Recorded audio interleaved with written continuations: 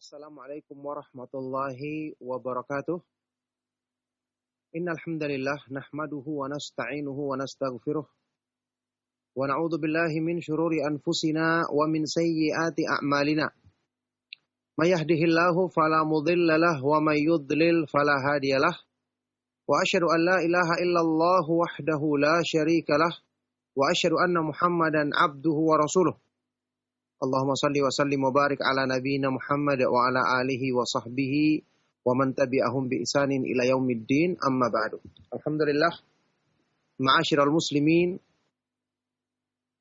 ma'asyiral ikhwa wal akhwat fi rahimakumullah, kaum muslimin, para pemerhati Roja TV, juga Radio Roja serta Radio Roja Kendari di frekuensi 95.1 FM rahimakumullah.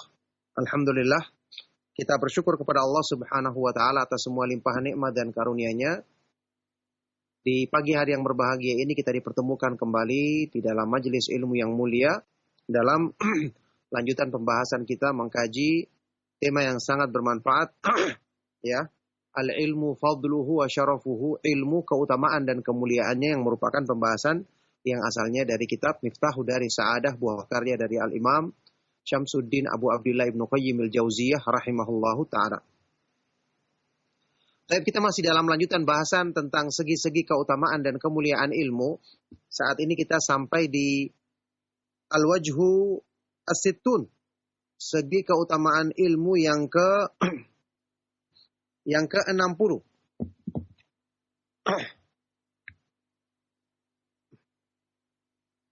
Segi keutamaan ilmu yang ke-60. Al-ilmu imamul amal. Ilmu adalah imam, ya, atau panutan dari amal. Jadi ilmu itu merupakan imam dari amal. Amal harus mengikuti ilmu supaya amal tersebut benar-benar amal yang diterima oleh Allah Subhanahu wa taala. Baik. Ibnu Qayyim rahimahullah taala berkata, innal ilma imamul amali wa qaidun lahu wal amalu tabi'un lahu wa mu'tammun bihi. Sesungguhnya ilmu adalah imam bagi amal, qaidun lahu, penuntun amal, sedangkan amal adalah pengikut ilmu dan bermakmum kepadanya. Karena ilmu adalah imam, berarti amal adalah makmumnya yang mengikuti belakangnya. Fakullu amalin la yakunu khalfal ilmi muqtadiyan bihi fahuwa ghairu nafi'in li sahibihi bal madarratun alaih. Maka semua amal yang tidak mengikuti di belakang ilmu, tidak memanuti ilmu, tidak menjadikan ilmu sebagai imam panutannya, maka amal tersebut tidak bermanfaat bagi orang yang melakukannya, bahkan menjadi madarat bagi dirinya, menjadi malapetaka bagi dirinya, bencana bagi dirinya. Kama qala ba'du salaf, sebagaimana ucapan sebagian dari ulama salaf. Salah seorang ulama salaf berkata, man abadallaha bi ghairi ilmin kana ma yufsidu aktsara mimma yuslih. Barang siapa yang beribadah kepada Allah tanpa ilmu, maka kerusakan yang ditimbulkannya lebih banyak dari perbaikan. Ya, keburukan yang terjadi lebih banyak daripada kebaikan yang diharapkan. Maksudnya di sini tentu saja adalah amal-amal yang tidak didukung dengan ilmu, maksudnya tanpa dalil. Orang semangat melakukannya, orang menyangka itu kebaikan, ternyata itu adalah kerusakan karena tidak dibimbing dengan ilmu. Dia hanya mengikuti perasaan, hanya mengikuti hawa nafsunya. Ya, Allah Subhanahu wa taala berfirman di dalam Al-Qur'an, "Walau ittaba'al haqqu ahwa'ahum lafasadatis samawati wal ardu wa man fihin." Seandainya kebenaran itu harus mengikuti hawa nafsu manusia, maka akan rusak dan binasa langit-langit, bumi dan semua makhluk yang ada di dalamnya. Inilah amal yang dilakukan tanpa ilmu. Ya, sudah kita pernah contohkan berkali-kali, orang-orang Khawarij, pemberontak di dalam Islam, ketika melakukan kerusakan, membunuh nyawa yang tidak berdosa, bahkan membunuh kaum muslimin, itu alasannya untuk mengamalkan jihad katanya. Ya, ternyata tidak sesuai dengan ilmu, mereka salah menempatkan amalan yang agung ini. Ya tentu mereka tidak akan mengamalkannya dengan benar. Imam Malik bin Anas rahimahullah ta'ala pernah mengatakan, Inna aqwaman ibtagawul ibadata wa tarakul ilma fakharaju ala ummati Muhammadin sallallahu alaihi wasallam bisuyufihim walau ibtagawul ilma lamana'ahum min dhalik. Sesungguhnya ada orang-orang yang semangat ingin beramal, tapi mereka meremehkan, tidak mau belajar ilmu agama. Akhirnya mereka keluar memerangi umatnya Nabi Muhammad sallallahu alaihi wasallam, membunuh umat Islam sendiri dengan pedang-pedang mereka. Seandainya mereka mau menuntut ilmu, maka ilmu akan mencegah mereka dari perbuatan tersebut. Ini kerusakan yang timbul. Oleh karena itu banyak terjadi kerusakan-kerusakan, orang-orang yang melakukan perbuatan-perbuatan merusak, ya, yang jelas-jelas Islam tidak mungkin meridhoinya, tapi kemudian mereka atas namakan sebagai jihad, ini untuk mencegah kemungkaran, atau hal-hal yang kelihatannya merupakan amalan yang tinggi dalam Islam, padahal apa yang mereka lakukan tidak sesuai dengan ilmu. Maka seperti kata ulama salaf ini, ya, salah seorang ulama salaf ini, man abadallaha bighairi ilmin kana ma yufsidu aktsara mimma yuslihu. Barang siapa yang beribadah kepada Allah tanpa ilmu, maka kerusakan yang ditimbulkannya lebih banyak daripada kebaikan kebaikan yang diharapkan. Baik. Kata Ibnu Qayyim selanjutnya, wal a'malu innama tatafawatu fil qabuli war raddi bihasabi muwafaqatiha lil ilmi wa mukhalafatiha lahu. Fal amalul muwafiqu lil ilmi huwa maqbul wal mukhalifu lahu huwal mardud. Maka amal-amal dalam Islam, ya, yang menjadikannya bertingkat-tingkat dalam dari segi diterima atau ditolaknya amal tersebut adalah bihasabi, sesuai dengan kecocokan amal tersebut dengan ilmu atau ketidakcocokannya. Maka amal yang sesuai dengan ilmu inilah yang diterima, sedangkan yang tidak sesuai dengan ilmu maka inilah yang tertolak. Oleh karena itu di sini sangat keliru kalau sebagian orang hanya memandang ya, penampilan seseorang dari hanya sekedar oh dia banyak melakukan ibadah, atau hanya mendengarkan berita oh dia rajin beribadah. Sekarang rajin beribadahnya dulu ibadah apa yang dia lakukan? Ya, dalam Al-Qur'an disebut tentang orang-orang terdahulu ada yang amilatun nasibah tasla naron hamiyah. Ada seorang yang beramal berpayah-payah, tapi kemudian dia masuk neraka yang menyala-nyala. Menurut salah satu penafsiran dari ayat ini, yaitu dia mengamalkan amal yang tidak sesuai dengan syariat Allah. Sudah susah dia amalkan, berpayah-payah dia kerjakan, tapi karena tidak diterima oleh Allah Subhanahu wa Ta'ala, maka balasannya dia masuk neraka yang menyala-nyala. Na'udzubillah min dzalik. Ini amal-amal yang tidak diridhoi oleh Allah Subhanahu wa Ta'ala, karena dia tidak tahu dalilnya beramal. Ada sekarang orang ketika dia suka sesuatu, dia kerjakan. Memang nafsunya sudah suka, perasaannya sudah cenderung kepada amal tersebut. Maka dia semangat, dia tambah, dia lakukan, tidak peduli apakah amal tersebut ada sumbernya dari petunjuk Al-Quran dan hadits-hadits Rasulullah Sallallahu Alaihi Wasallam yang sahih.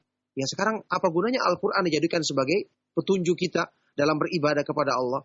Apa gunanya diutus Rasulullah Sallallahu Alaihi Wasallam untuk menjelaskan sebaik-baik petunjuk yang beliau bawa dari sisi Allah Subhanahu wa Ta'ala, kalau kemudian orang bisa beramal sesuai dengan keinginannya sendiri? Jadikan nasib amal-amal tanpa ilmu tertolak, tidak diterima oleh Allah Subhanahu wa Ta'ala. Bahkan ini karena ya, amalan yang buruk nilainya, karena dia mengerjakan sesuatu yang tidak sesuai dengan ridha Allah, ini adalah amalan yang buruk berarti. Maka ini ya bukan cuma sekedar tertolak, tapi mendapatkan balasan yang buruk. Ya, ini seperti yang disebutkan di ayat tadi, tasla naran hamiyah, dia justru masuk ke dalam neraka yang menyala-nyala. Sebagian dari para ulama juga menyebutkan ini termasuk makna yang ditunjukkan dalam firman Allah Subhanahu wa Ta'ala di akhir-akhir surat Al-Kahfi. Qul hal nunabbi'ukum bil akhsarina a'mala alladzina dhalla sa'yuhum fil hayatid dunya wa hum yahsabuna annahum yuhsinuna sun'a. Katakanlah, apakah kalian mau kami beritahukan tentang orang yang paling merugi amalnya di dunia ini? Orang yang paling merugi dalam amal-amalnya di dunia ini, yaitu orang-orang yang telah sia-sia dalam usahanya. Melakukan usaha atau melakukan amal dalam kehidupan dunia, tapi dia menyangka telah melakukan perbuatan yang sebaik-baiknya. Na'udzubillahi min dzalik. Baik. Kata Ibnu Qayyim rahimahullah ta'ala selanjutnya, fal ilmu huwal mizanu wa huwal mihaqqu. Maka ilmu inilah yang menjadi penimbang amal. Sekaligus menjadi mihak. Mihak ini semacam batu untuk menguji, yang digunakan di zaman dahulu untuk menguji kualitas emas. Jadi ilmu adalah penimbang dan pengetes, penguji. Diterima atau tidaknya, bahkan bernilai tinggi atau tidaknya amal tersebut. Jadi lihat kedudukannya ilmu. Ya, makanya bagaimana nasibnya orang-orang yang beramal tanpa ilmu? Belum amalnya. Dasar dari amalnya saja imannya akan rusak tanpa ilmu. Bagaimana dia bisa beriman dengan benar yang merupakan syarat utama diterima amal? Bagaimana dia bisa memperbaiki ikhlasnya? Bagaimana dia bisa memperbaiki amalan-amalan hati yang merupakan landasan utama diterimanya amal seorang hamba? Qala ta'ala, dalilnya adalah firman Allah Subhanahu wa taala di surat Al-Mulk ayat yang kedua. A'udzubillahi minasyaitonir rajim. Alladzi khalaqal mauta wal hayata liyabluwakum ayyukum ahsanu amala wa huwal azizul ghafur. Dialah Allah yang menciptakan kematian dan kehidupan untuk menguji siapa di antara kamu yang paling baik, yang paling berkualitas amalnya. Ya, dan dia adalah maha perkasa, dialah yang maha perkasa lagi maha pengampun. Qala al-Fudail ibnu Iyad, seorang ulama besar, Fudail ibnu Iyad dari kalangan tabi'ut tabi'in, Imam Ahlus Sunnah, Ahlul Hadis, berkata, huwa akhlasul amali wa aswabuhu. Maksudnya yang paling baik amalnya di sini, yang paling bagus kualitas amalnya di sini adalah yang paling ikhlas amalnya dan paling benar, paling tepat, paling sesuai dengan petunjuk ilmu, petunjuk Allah dan Rasulnya.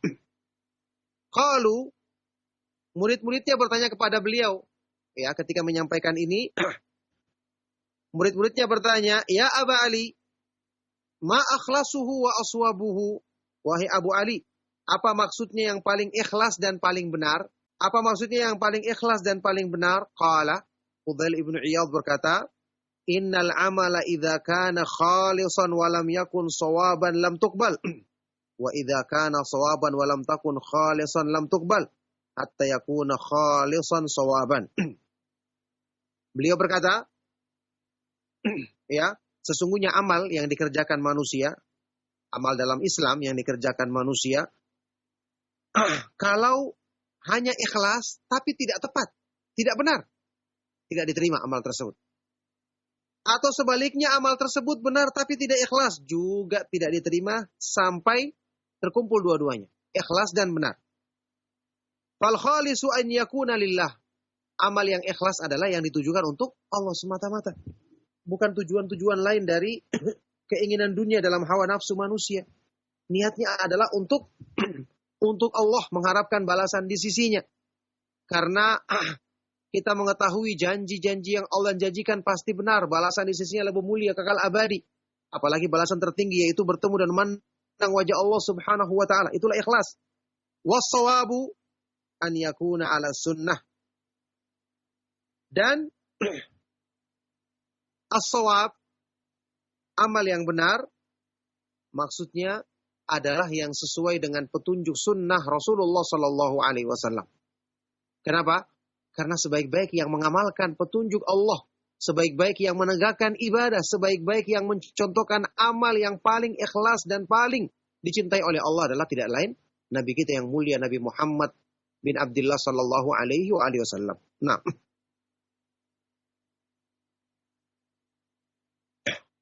wa qad qala ta'ala, di ayat yang lain Allah Subhanahu wa taala berfirman di surah Al-Kahfi ayat 110, ayat terakhir. Faman kana yarju liqa'a rabbih falyamal 'amalan shalihan wa la yusyrik bi'ibadati rabbih ahada. Maka barang siapa yang mengharapkan perjumpaan dengan Rabb-Nya,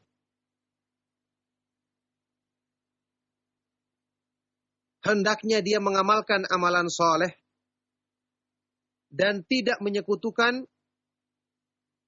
Allah Subhanahu wa ta'ala kepada sesuatu pun dalam beribadah kepadanya. Tidak menyimpang dalam niatnya, tidak menyimpang dengan menyekutukan Allah kepada yang lain, dan juga hendaknya dia mengamalkan amalan soleh, yaitu amalan yang sesuai dengan petunjuk Allah yang dicontohkan oleh Nabi kita yang mulia Nabi Muhammad sallallahu alaihi wasallam. Ini jelas sekali menunjukkan keutamaan dan kemuliaan ilmu. Baik. Kata beliau, "Fahadha huwal amalul maqbulul ladzi la yaqbalullahu minal a'mali siwahu." Maka inilah amal yang diterima oleh Allah, yang Allah Subhanahu wa ta'ala tidak akan menerima amal-amal selain dari itu, sebanyak apapun. Bahkan yang disebutkan di ayat tadi, yang tadi kita bacakan, orang yang berpayah-payah, berarti banyak amalnya, tapi justru masuk neraka, tidak diterima dan malah dapatkan balasan keburukan. Ya, ini adalah amalan bid'ah, kita ketahui. Fa inna kulla muhdatsatin bid'ah wa kulla bid'atin dhalalah wa kulla dhalalatin finnar. Semua amal yang diada-adakan adalah bid'ah dan semua bid'ah adalah sesat, dan yang sesat tempatnya diancam, tempatnya di dalam neraka. Nah, wa huwa ay yakuna muwafiqan li sunnati Rasulillah sallallahu alaihi wasallam muradan bihi wajhullah. Yaitu amal tersebut harus sesuai dengan petunjuk sunnah Rasulullah sallallahu alaihi wasallam dan dikehendaki atau diniatkan dengan amal tersebut mengharapkan wajah Allah. Kita sudah ketahui inilah konsekuensi atau inti daripada makna dua kalimat syahadat yang sesungguhnya. La ilaha illallah, tidak ada sembahan yang benar selain Allah. Yakni dalam beramal kita hanya tujukan kepada Allah. Waktu beribadah tidak boleh kita menyekutukan Allah. Ya, tidak boleh kita berbuat syirik. Kemudian Muhammad Rasulullah artinya kita beramal ikhlas tadi, kita jadikan amal tersebut sesuai dengan petunjuk yang dibawa oleh Nabi Muhammad SAW. Maka kalau kalimat la ilaha illallah itu adalah timbangan amalan hati, ya, maka kemudian yang kedua, syahadat Muhammad Rasulullah adalah timbangan amalan anggota badan manusia. Jadi hatinya lurus, amalan anggota badannya benar. Inilah amalan yang diterima dan diridhoi oleh Allah Subhanahu wa taala. Nah, kata Ibnu Qayyim selanjutnya, wala yatamakkanul 'amilu minal ityani bi 'amalin yajma'u hadzainil wasfaini illa bil ilmi. Dan tidak mungkin, tidak akan mampu seorang manusia untuk mengerjakan amalan yang menghimpun dua sifat ini kecuali dengan ilmu. Ya, bagaimana dia akan bisa meluruskan niatnya karena Allah semata-mata kalau dia tidak kenal Allah, tidak tahu tentang kemahaindahan nama-nama dan sifat-sifat Allah, tidak mengetahui apa yang Allah janjikan berupa janji kemuliaan yang pasti kebenarannya. Semakin dia belajar, dia semakin yakin, maka dia semakin ikhlas. Nah, ikhlas ini menjadikan amal berlipat ganda dan itu dicapai dengan ilmu, tentu dengan taufik dari Allah Subhanahu wa taala. Makanya dalam pernyataan yang terkenal Imam Ibnu Mubarak rahimahullah taala berkata, "Rubba amalin saghirin tukabbiruhu niyatu wa rubba amalin kabirin tusaghiruhu niyatu." Berapa banyak amalan-amalan yang besar menjadi kecil nilainya karena niatnya yang kecil. Sebaliknya berapa banyak amalan-amalan yang kecil menjadi besar nilainya, keutamaannya karena niatnya yang maksimal. Nah, fa innahu in lam ya'lam ma jaa'a bihi ar-rasul lam yumkinuhu qasduhu. Sesungguhnya orang yang tidak mengetahui, tidak punya ilmu tentang petunjuk yang dibawa oleh Rasulullah SAW, maka dia tidak mungkin mengerahkan dirinya kepada petunjuk Nabi SAW. Dia tidak tahu hadisnya. dia hanya melihat orang beramal maka dia ikuti. Nah, ini panutannya siapa? Tidak mau belajar sunnah Rasulullah SAW, begini akibatnya. Wa illam ya'rif ma'budahu lam yumkinhu iradatuhu wahdahu. Kalau dia tidak kenal Allah, sembahannya, maka tidak mungkin baginya untuk mengarahkan niatnya, kehendaknya kepada Allah Subhanahu wa taala semata-mata. Ya, tidak mungkin orang yang tidak mengenal sesuatu, tidak mengenal kebaikannya, tidak mengenal keindahan sesuatu, kemudian dia tujukan hatinya ke situ. Dia tidak kenal sama sekali. Tidak mungkin. Jadi keikhlasan, kecintaan, ketundukan, rasa takut, dan berharap kepada Allah tidak akan mungkin bisa dijadikan hati seorang hamba terarah kepada amal-amal besar tersebut kalau dia tidak mengenal Allah Subhanahu wa taala. Berarti kembali kepada ilmu. Makanya Allah Subhanahu wa taala berfirman dalam Al-Qur'an, "Innama yakhsyallaha min ibadihi al-ulama." Sesungguhnya yang takut kepada Allah di antara hamba-hambanya hanyalah orang-orang yang berilmu. Jadi, rasa takut itu berkaitan dengan keilmuan di hati seorang hamba tentang zat yang ditakutinya atau yang dia harapkan, ya, yang dia sembah, yaitu Allah Subhanahu wa taala semata-mata. Nah, falaulal ilmu lama kana amaluhu makbulan. Maka kalau tanpa ilmu, amal seseorang tidak akan diterima. Fal ilmu huwa dalilu alal ikhlas wa huwa dalilu alal mutaba'ah. Maka ilmu merupakan dalil alal ikhlas, merupakan petunjuk kepada ikhlas, pembimbing kepada ikhlas, sekaligus ilmu merupakan pembimbing kepada mutaba'ah.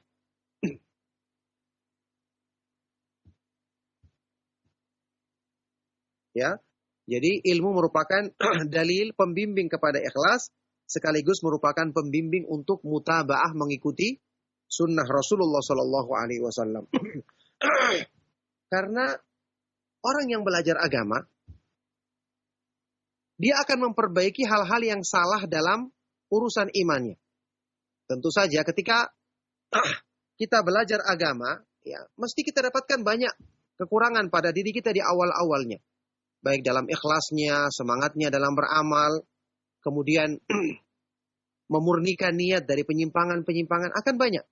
Tapi dengan izin Allah melalui bimbingan ilmu, dengan sebab bimbingan ilmu kita akan perbaiki semua itu. Sudah pernah kita nukilkan beberapa riwayat dari para ulama salaf yang menyatakan hal ini, seperti Imam Ad-Daraqutni yang mengatakan, "Talabnal ilma li ghairillahi fa aba ay yakuna illa lillah." Kami dulunya menuntut ilmu bukan karena Allah.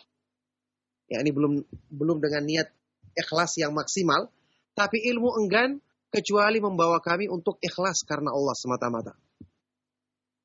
Sebelumnya ulama besar dari kalangan tabi'in, Mujahid Ibnu Jabr Al-Makki mengatakan, "Talabna hadzal ilma wa ma lana fihi kabirun niyyah, tsumma razaqana Allahu niyyata ba'du." Kami menuntut ilmu, awal-awalnya kami belum punya niat yang sempurna atau yang maksimal. Setelah itu Allah berikan niat yang maksimal kepada kami. Di tengah jalan menuntut ilmu, ilmu memperbaiki kekurangan. Maka hal-hal yang berhubungan dengan kesalahan dalam iman atau kekurangan dalam ikhlas, hal-hal yang berhubungan dengan kekurangan dalam memurnikan tauhid, dengan izin Allah melalui ilmu agama yang kita pelajari ini akan Allah ya mudahkan kita untuk memperbaikinya. Makanya ilmu adalah dalil, disebut dalil karena dia pembimbing. Pembimbing kepada jalan yang diridhai oleh Allah Subhanahu wa taala dalam amalan lahir maupun batin manusia.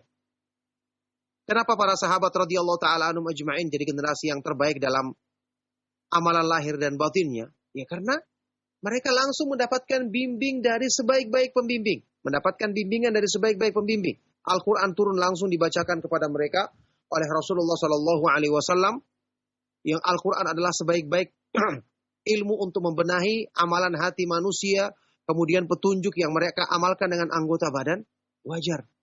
Ya, bimbingan yang sempurna mereka selalu dengarkan. Mereka selalu menuntut ilmu, mereka selalu menghabiskan waktu untuk mendengarkan bimbingan dari Rasulullah Shallallahu Alaihi Wasallam. Ya, di samping ayat-ayat Al-Quran yang selalu turun, yang kemudian mereka langsung dengarkan penjelasannya. Nah,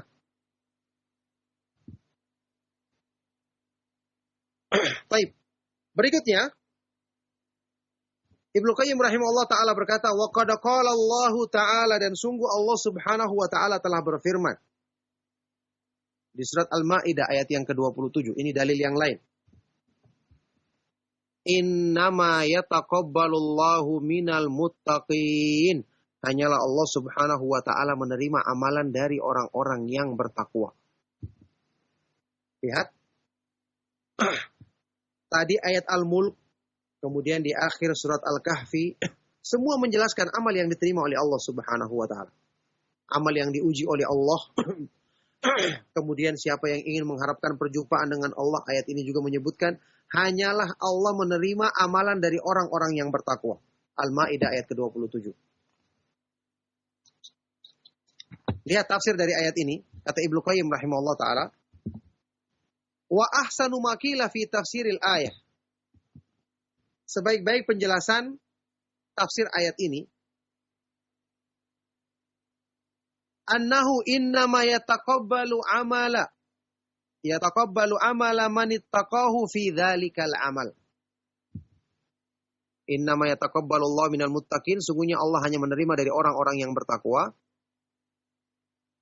Ya, kata beliau, sebaik-baik tafsirnya adalah bahwasanya Allah hanyalah menerima amal orang yang bertakwa dalam amal tersebut. Jadi, amal diterima kalau ada ketakwaan ketika mengamalkannya. Kalau tidak ada berarti tidak diterima. Kalau tidak ada ketakwaan dalam amal berarti tidak diterima. Jadi, innama yataqabbalu amala man ittaqahu fi dzalikal amal. Hanyalah Allah menerima amal orang yang bertakwa dalam amal tersebut. Wa taqwahu fihi an yakuna liwajhihi wa ala muwafaqati amrihi. Dan bertakwa kepada Allah dalam beramal adalah dengan menjadikan amal itu ikhlas untuk mengharapkan wajahnya dan mengamalkannya sesuai dengan petunjuknya atau perintahnya. Wa hadza innama yahsulu bil ilmi, dan ini tidak akan bisa kita dapatkan kecuali dengan ilmu. Tidak akan bisa kita raih kecuali dengan ilmu. Jadi benar-benar ilmu adalah penentu diterimanya amal. Meskipun menuntut ilmu sendiri dalam Islam sudah merupakan amal soleh yang termasuk amal yang terbaik. Sudah kita sebutkan berkali-kali dalilnya.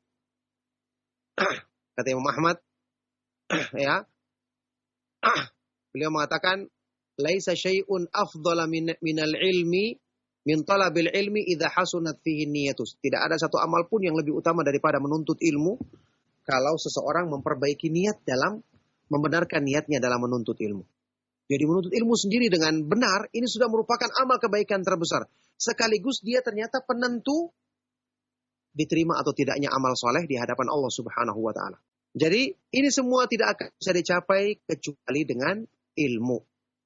Wa idza kana hadza manzilal ilmi wa mauqi'ahu ulima annahu asrafu syai'in wa ajalluhu afdaluhu wallahu a'lam.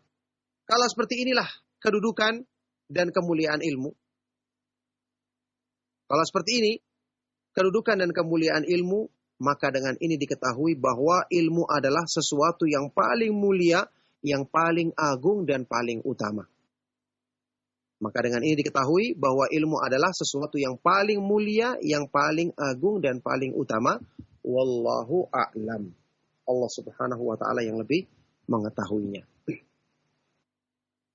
Untuk perhatikan Ibnu Qayyim rahimahullah taala bagaimana menjelaskan segi keutamaan ilmu yang berbeda-beda. Sekarang sudah segi yang ke-60. Berbeda dengan segi-segi yang lalu yang sudah kita jelaskan.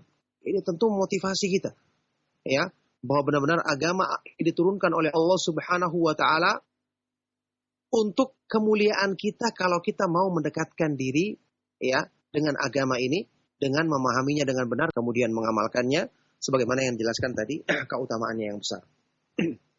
Baik, kita tambahkan satu segi lagi. Al-wajhul hadi wasitun, segi yang ke-61. Al-amalu bila ilmin kasairi bila dalil. Amal tanpa ilmu seperti orang berjalan tanpa petunjuk. Ya, ini mirip-mirip di pembahasan lalu, cuman di sini lebih ditekankan lagi ya bagaimana ilmu itu benar-benar sebagai pembimbing. Al-wajhul hadi wasitun ya, segi ke-61. Al-amalu bila ilmin kasairi bila dalil. Amal tanpa ilmu seperti orang berjalan tanpa petunjuk, yakni tanpa rambu. Ingin berjalan, jalannya belum diketahui, tapi tidak ada sama sekali rambu, yakni jalan buta-buta begitu. Akhirnya, jadi babi buta, terjerumus ke dalam jurang. Na'udzubillah min dzalik. Ya. Baik, kata Ibnu Qayyim rahimahullah taala di segi ini ke-61 ini, annal amila bila ilmin kasairi bila dalil. Kasairi bila dalilin wa ma'lumun anna ataba mithli hadza aqrabu min salamatihi. Orang yang berjalan tanpa ilmu seperti orang yang beramal tanpa ilmu seperti orang yang berjalan tanpa petunjuk. Ya. Dan maklum, sudah diketahui, kebinasaan orang seperti ini lebih dekat daripada keselamatannya. Orang yang sudah tahu jalur saja bisa nyasar, bisa celaka, apalagi yang tidak punya pengetahuan sama sekali dan tanpa pembimbing lagi. Wa in quddira salamatuhu ittifaqan nadiran fahuwa ghairu mahmud. Bal madhmum 'indal uqala. Kalaupun dianggap dia selamat secara kebetulan, ya kebetulan yang sudah jarang juga, ini sudah kebetulan jarang lagi, dia pun tidak akan dipuji, bal madhmumun 'indal uqala, bahkan dia tetap tercelah menurut orang-orang yang berakal. Ada orang yang melakukan perjalanan ke tujuan yang belum pernah diketahuinya tanpa peta yang menunjukkan jalur, tanpa merujuk ke Google Map misalnya, ya. Kemudian kebetulan dia selamat sampai. Tidak ada orang yang kemudian mengatakan kamu hebat, tidak ada. Tetap dia tercela. Karena apa? Mudahnya dia mendapatkan petunjuk tapi dia tidak mau mengambilnya. Mudahnya dia mendapatkan peta lokasi atau jalur perjalanan tapi dia tidak mau berusaha mendapatkannya. Ya, tetap dia tercela menurut orang-orang yang berakal. Wa kana Syekhul Islam Ibnu Taimiyah rahimahullah taala yaqul, dalam hal ini Syekhul Islam Ibnu Taimiyah rahimahullah taala, kita ketahui adalah ini guru utama dari Imam Ibnu Qayyim rahimahumullah taala. Syekhul Islam Ibnu Taimiyah berkata, "Man faraqa dalila dhalla sabil wa la dalila illa bima jaa'a bihi Rasul alaihi salatu wassalam." Barang siapa yang faraqa dalil, menjauhi dalil, barang siapa yang menjauhi dalil, maka jalannya akan tersesat. Dan tidak ada dalil kecuali pada petunjuk yang dibawa oleh Rasulullah sallallahu alaihi wasallam. Man faraqa dalil dhalla sabil, barang siapa yang menjauhi dalil, maka jalannya akan tersesat. Sehingga kalau ada orang yang mengatakan, ya, apakah Anda menjamin kalau orang belajar agama itu pasti masuk surga? Jawabannya tidak ada yang bisa menjamin, karena kepastian semua ada di tangan Allah Subhanahu wa taala yang Maha mengetahui. Ya, tidak ada jaminan. Tetapi kalau orang yang sudah tahu jalan saja belum tentu selamat ketika jalan, apalagi yang tidak tahu jalan selamat sama sekali. Peluangnya lebih besar untuk selamat orang yang sudah tahu jalur. Ya. Kalau tidak ada jaminan sama sekali, orang yang sudah belajar saja belum tentu selamat. Karena bisa jadi nanti menyimpang niatnya atau yang lainnya. Yang kita pastikan adalah kalau dia benar-benar belajarnya ikhlas karena Allah sesuai dengan sunnah, pasti dia selamat. Cuma kan tidak bisa kita pastikan orang yang kita lihat belajar memiliki sifat yang seperti ini secara sempurna. Bisa jadi ada yang tidak kita ketahui tersembunyi dalam hatinya. Na'udzubillah min dzalik. Ya. Nah, yang kalau kita katakan tadi tidak bisa dipastikan orang yang belajar pasti selamat, kita katakan lebih-lebih tidak bisa dipastikan lagi, lebih parah keadaannya orang yang tidak belajar sama sekali. Jadi peluang kita untuk selamat dengan kita belajar agama, dengan kita menetapi, berpegang dengan tali Allah lebih besar untuk keselamatannya. Allah Subhanahu wa taala berfirman, "Wa may ya'tasim billahi faqad hudiya ila siratim mustaqim." Barang siapa yang berpegang teguh dengan tali Allah, berpegang dengan petunjuk Allah, maka dialah yang selalu akan mendapatkan petunjuk, terbimbing kepada jalan yang lurus. Itu yang kita harapkan dengan menuntut ilmu. Qala Al-Hasan, Imam Al-Hasan Al-Basri rahimahullah ta'ala, ulama besar dari kalangan tabi'in yang mulia. Al-amilu ala ghairi ilmin kasalki ala ghairi tariq. Orang yang beramal tidak di atas ilmu, tidak berdasarkan ilmu, adalah seperti orang yang berjalan tidak pada jalurnya. Bagaimana mau selamat? Orang yang menempuh jalur saja bisa tidak sampai pada tujuan, apalagi yang jalannya di bukan jalurnya. Ya. Jadi seperti orang yang berjalan bukan pada jalurnya. Wal amilu ala ghairi ilmin yufsidu aktsara mimma yuslih. Orang yang beramal tanpa ilmu, kerusakan yang ditimbulkannya lebih banyak daripada kebaikan.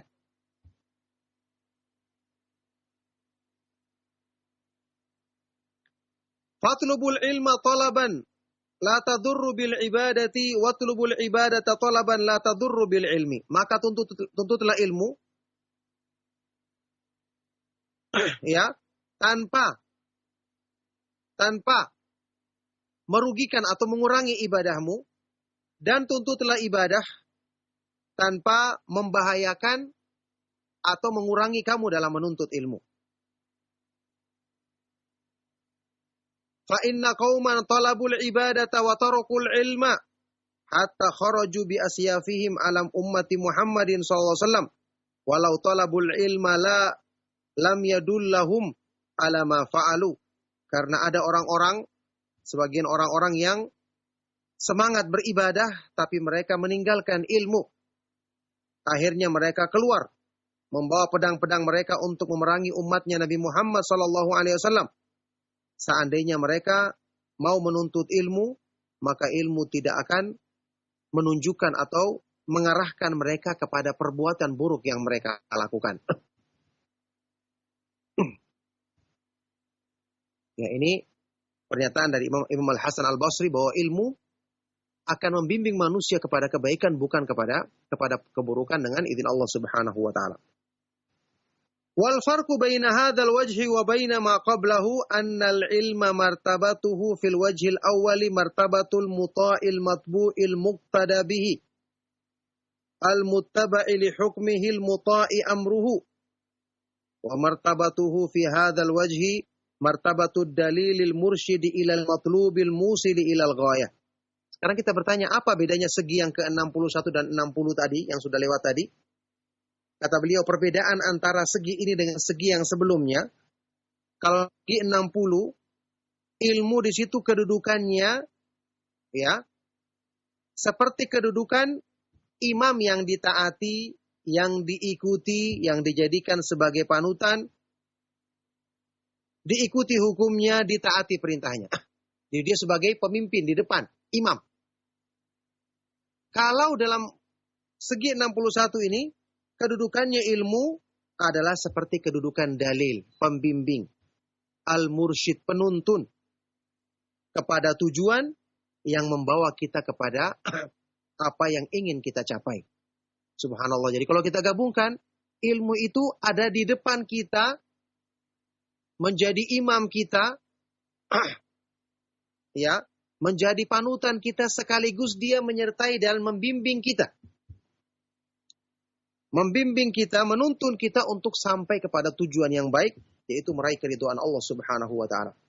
Keutamaan dan kemuliaan apalagi yang melebihi dari kemuliaan ilmu yang dijelaskan dalam dua segi ini, belum lagi segi-segi yang sebelumnya dan segi-segi yang insya Allah akan datang kita bawakan.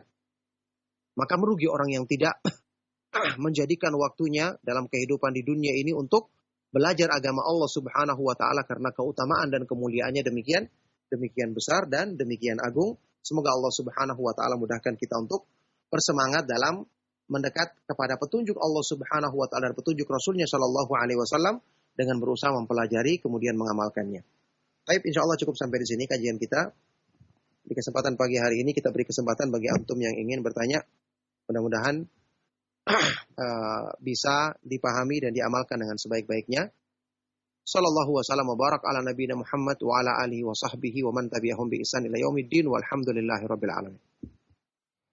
Nah, Ustaz, Jazakallah khairan Ustaz, barakallahu fiik atas materi yang telah antum sampaikan di kesempatan pagi hari ini. Dan untuk selanjutnya ikhwatal Islam, a'azanillahu wa iyyakum, kita akan membuka sesi interaktif soal jawab. Bagi Anda yang ingin bertanya secara langsung, silakan. Halo. Iya. Assalamualaikum warahmatullahi wabarakatuh. Waalaikumsalam warahmatullahi wabarakatuh. Ibu dengan siapa dan berada di mana? Dengan Ibu Sahrina berada di Cibinong. Ibu Sahrina berada di Cibinong. Nah, Ya, silakan Ibu. ini kan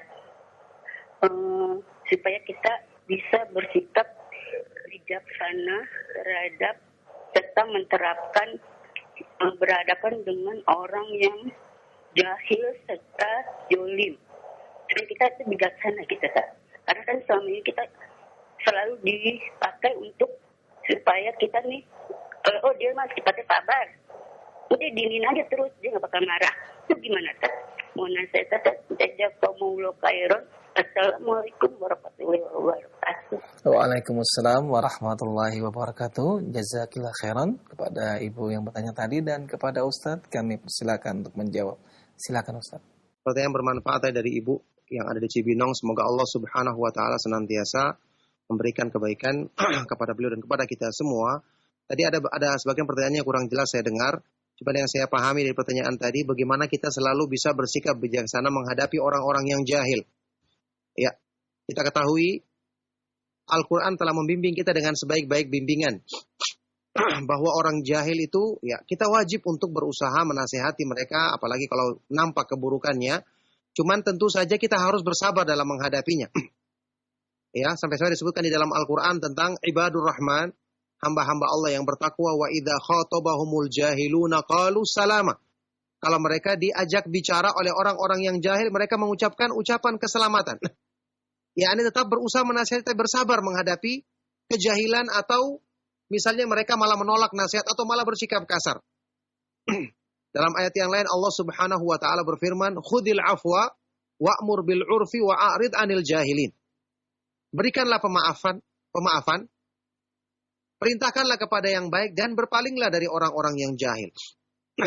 Maksudnya orang yang jahil tidak kita layani ketika mereka bersikap kasar. Ya. Ketika mereka berbuat dengan kejahilan, kita yang sudah paham agama jangan juga ikut jahil, ikut bodoh dalam berbuat. Kita diperintahkan untuk membalas keburukan mereka dengan kebaikan.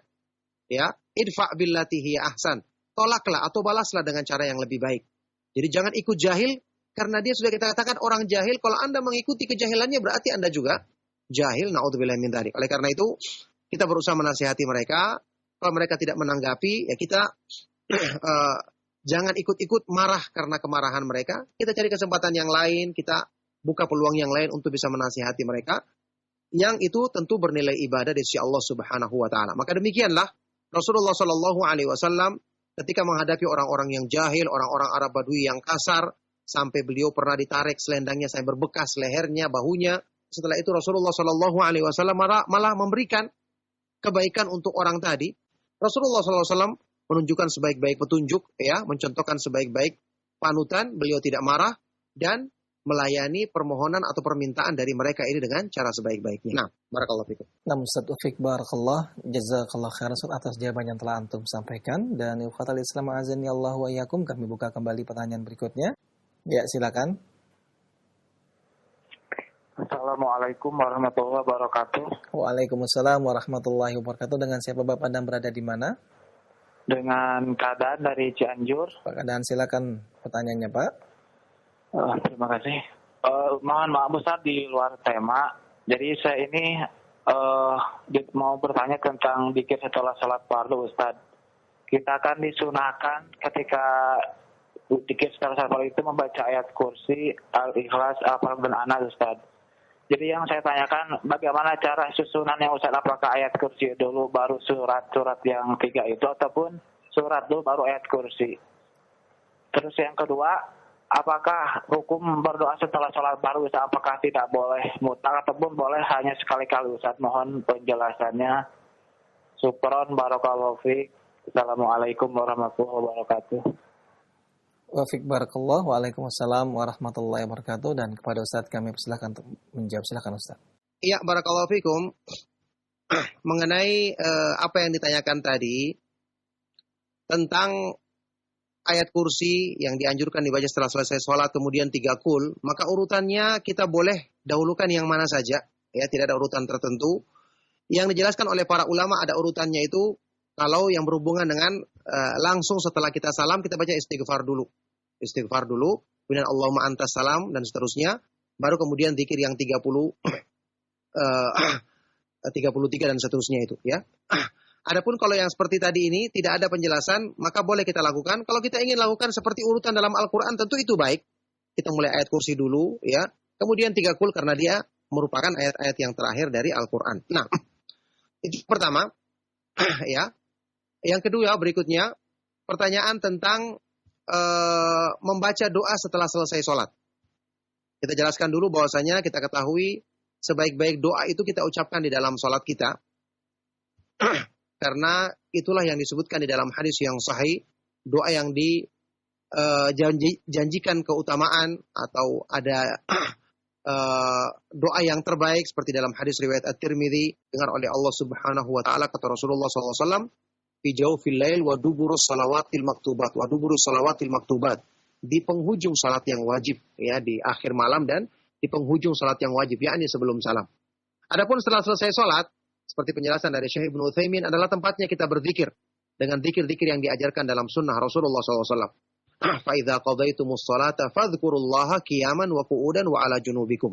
Kalau kalian telah menunaikan salat, maka berzikirlah kepada Allah, ya, berdiri, duduk atau sambil berbaring. Itu yang merupakan tempatnya zikir setelah selesai salat.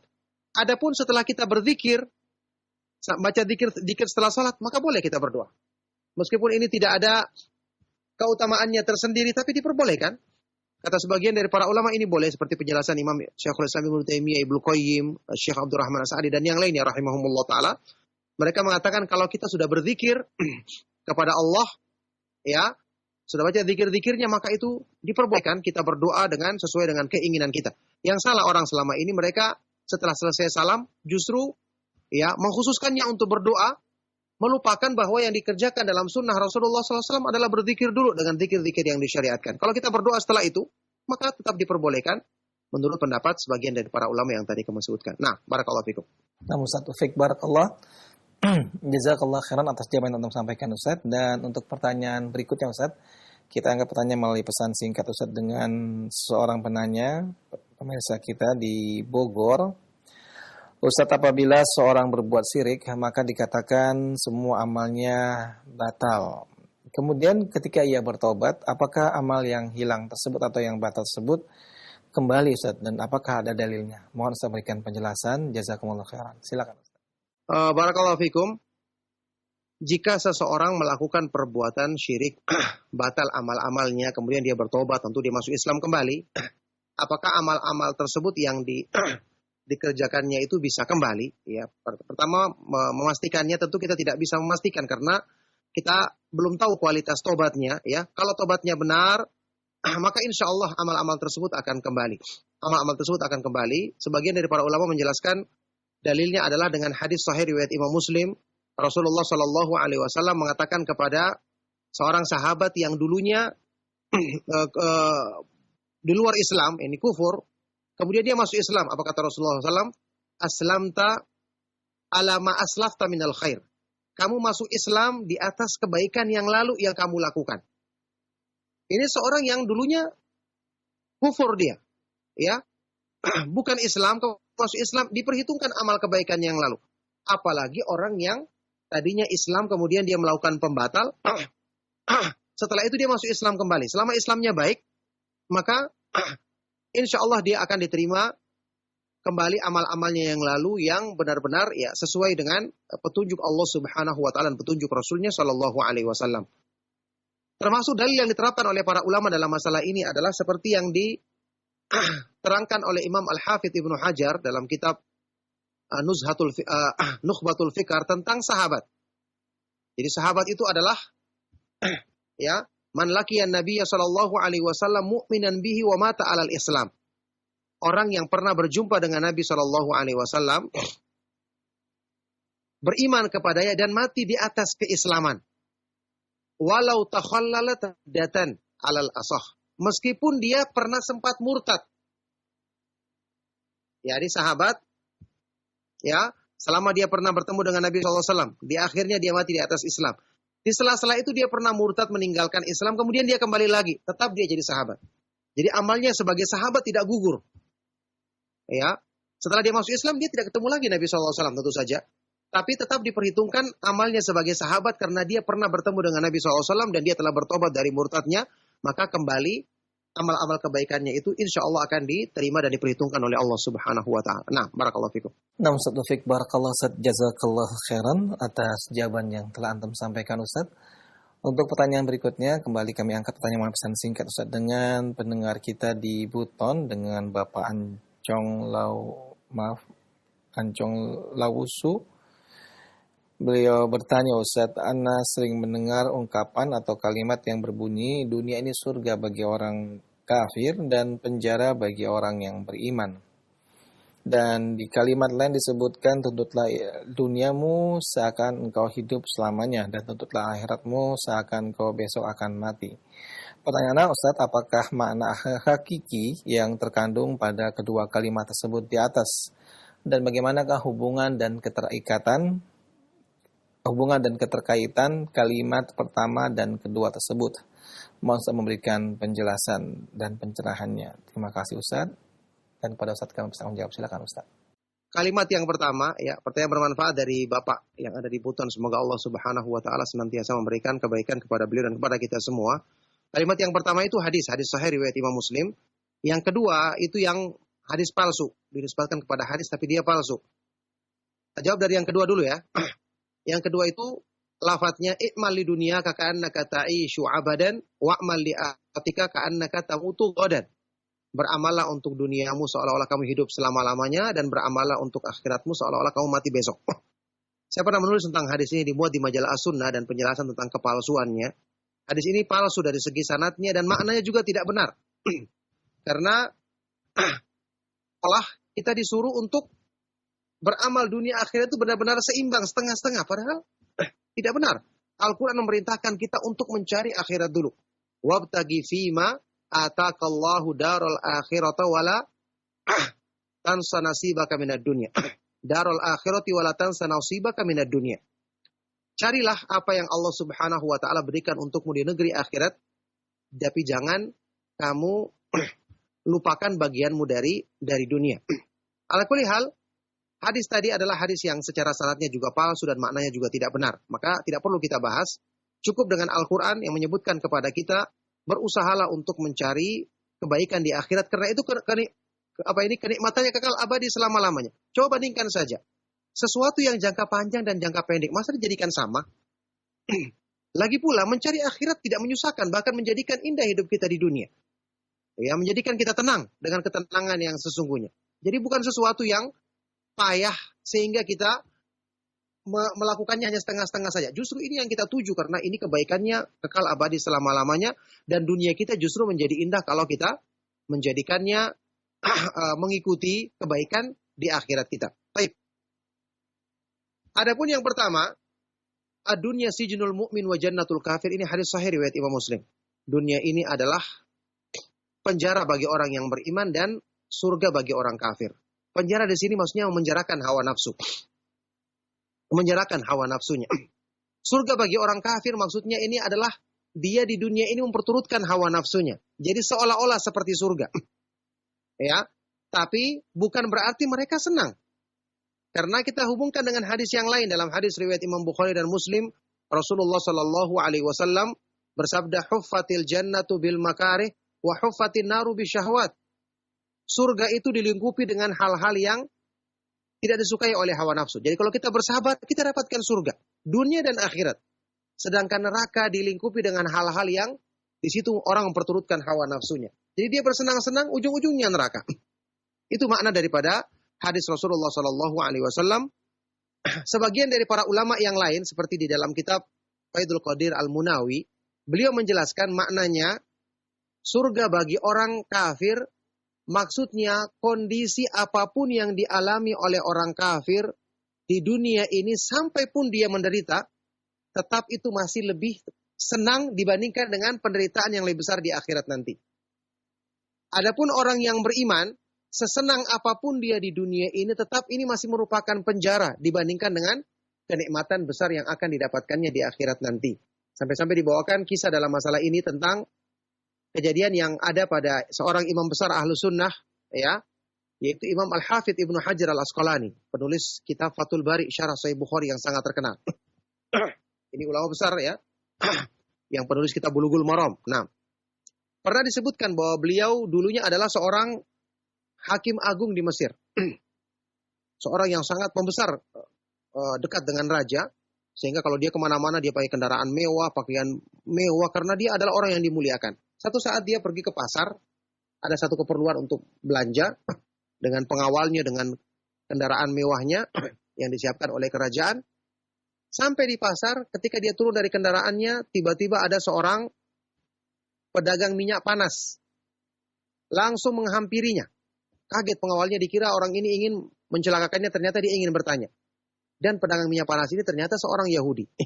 Dia bertanya, "Wahai Imam Ibnu Hajar, kalian menyangka bahwa Nabi kalian Nabi Muhammad SAW bersabda menyebutkan hadis tadi, ad-dunya sijnul mu'min wa jannatul kafir. Dunia ini adalah penjara bagi orang yang beriman, surga bagi orang kafir.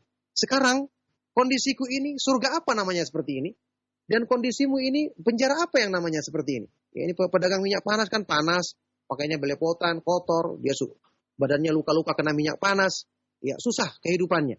Surga apa seperti ini? Sementara kamu sekarang dikatakan penjara tapi mewah hidupnya seperti ini. Kata Ibnu Hajar rahimahullah ta'ala ketika itu, dia mengatakan bahwa kondisimu saat ini dengan penderitaanmu yang ada ini masih seperti surga dibandingkan penderitaan di neraka di akhirat nanti kalau kamu tidak masuk Islam. Sedangkan kondisiku saat ini, Allah berikan kenikmatan, ya, yang tentu didapatkan dengan cara yang halal. Ini masih penjara bagi kami dibandingkan dengan kenikmatan besar yang Allah siapkan bagi orang yang beriman di akhirat nanti. Mendengarkan ini, orang tersebut langsung masuk Islam. Ya, dia langsung masuk Islam. Ini maknanya juga yang dikemukakan oleh para ulama sehubungan dengan makna hadis yang sahih tadi. Nah, barakallahu fikum. Nah, Ustaz Taufik barakallah, jazakallah khairan atas jawaban yang telah antum sampaikan, Ustaz. Dan satu pertanyaan kembali melalui pesan singkat sebelum kita beralih ke pertanyaan melalui telepon. Kami gabung dua pertanyaan pesan singkat yang masuk, Ustaz. Ustaz, saya mengajak teman saya untuk mengaji, tapi dia tidak mau dengan alasan karena khawatir, takut tidak, kalau sudah tahu banyak hal maka menjadi tidak bebas. Kemudian pertanyaan yang semakna yang berhubungan, Ustaz, beliau bertanya, Ustaz, ketika kita mengajak orang-orang untuk pergi mengaji atau kajian, kebanyakan dari mereka malah marah, Ustaz. Bagaimana dengan hal ini, Ustaz? Silakan, Ustaz. Pertanyaan yang bermanfaat sekali. Semoga Allah Subhanahu wa taala memberikan kebaikan kepada beliau yang bertanya kepada kita semua. Ya. Dua hal ini merupakan tipu daya syaitan yang kita harus bersabar menghadapinya.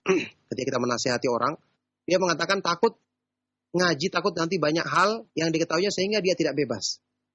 Berarti dia ingin bebas masuk neraka, bebas berbuat maksiat, bebas melanggar keridhaan Allah Subhanahu wa taala. Aneh, ya. Kita katakan sama dia, dengan Anda mengetahui, sampai pun kalau Anda melanggar, Anda akan mohon ampun kepada Allah. Maka dengan mohon ampun mudah-mudahan paling tidak diringankan dosanya. Tapi kalau dia tidak mau belajar, akhirnya terjerumus, bahkan melakukan hal-hal yang bisa selamanya dia tidak berusaha memperbaiki Islamnya, bagaimana? Perkara yang berhubungan dengan ngaji kan bukan hanya perkara keutamaan, tapi berhubungan dengan masalah penjagaan iman, berhubungan dengan masalah menjauhi perbuatan syirik yang merupakan pembatal Islam misalnya, atau hal-hal yang lain merupakan pembatal Islam. Jadi ini adalah kebodohan yang sangat. Na'udzubillahi min dzalik. Katakan kepadanya, kenapa dalam urusan dunia Anda tidak praktekkan ini? Ya, yang berhubungan dengan kehidupan kita, kalau kita ingin mempelajari sesuatu, bahkan ketika kita beli handphone, kita belajar cara memakainya, kita katakan, tidak usah Anda pelajari. Nanti kalau Anda mempelajari yang banyak, malah tidak bebas memakai handphone tersebut. Karena nanti dibilang ini tidak boleh, dan seterusnya. Pasti dia tidak akan setuju dalam hal ini. Dalam urusan dunia dia banyak belajar, dia banyak berusaha untuk mengetahui supaya bisa menggunakan sesuatu dengan baik. Kenapa dalam urusan agama dia tidak memikirkan ini berhubungan dengan keselamatannya? Maka ini adalah kebodohan dan ini adalah tipu daya syaitan. Kita berdoa kepada Allah Subhanahu wa taala semoga memberikan hidayah kepada kaum muslimin dan kepada kita semua untuk selamat dari tipu daya syaitan. Sama dengan orang yang kedua tadi yang marah.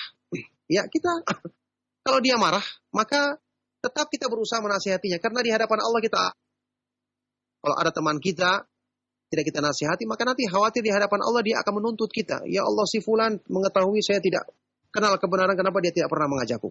Maka tetap sampaikan nasihat kepadanya. Kalau dia marah, maka itu bukanlah sesuatu yang harusnya mempengaruhi diri kita, karena kita diperintahkan untuk bersabar menghadapi tanggapan-tanggapan yang tidak benar ketika mengajak manusia kepada kebaikan seperti ini. Nah, barakallahu fikum. Nah, Ustaz Taufik barakallah. Jazakallah khairan atas jawaban yang telah antum sampaikan, Ustaz. Dan untuk berikutnya kembali kami angkat pertanyaan melalui telepon. Ya, silakan. Assalamualaikum. Waalaikumsalam warahmatullahi wabarakatuh. Dengan siapa Bapak dan berada di mana? Pak Yanto di Jakarta. Pak Yanto, silakan Pak Yanto. Ini Ustaz yang mau saya tanyakan mengenai membaca Al-Quran itu, kalau sebaiknya sekeras apa? Karena gini, kalau saya ada keperluan habis sholat subuh atau habis maghrib itu kebetulan di jalan-jalan itu suka kedengeran orang membaca Al-Quran, ya mungkin jarak ada mungkin 5 meter atau kadang lebih, itu kok kedengeran dari jalan gitu. Itu apa nggak menimbulkan ria gitu? Ya itu yang pertanyaan kedua, kalau misalnya orang baca zikir di angkutan umum itu kan nggak kedengeran oleh kanan kiri kita kan, tapi kan mulut ke pemat hamid gitu. Jadi nanti dikira apa gitu. Jadi sebaiknya zikir di mobil itu di angkutan umum bagaimana caranya gitu. Assalamualaikum warahmatullahi wabarakatuh. Waalaikumsalam warahmatullahi wabarakatuh. Terima kasih Pak Yanto, dan kepada Ustadz kami persilakan untuk menjawab. Silakan Ustadz. Barakallahu fikum. Pertanyaan bermanfaat sekali dari beliau yang bertanya. Semoga Allah Subhanahu wa taala senantiasa melimpahkan rahmat dan kebaikannya kepada beliau dan kepada kita semua. Iya. Kalau kita ingin beramal, membaca Al-Qur'an atau berzikir di waktu-waktu seperti tadi, tentu kita berusaha, kalau kita memang tidak ingin dilihat orang agar lebih ikhlas dalam niat kita, ya kita berusaha menyembunyikannya. Kita berusaha menyembunyikannya.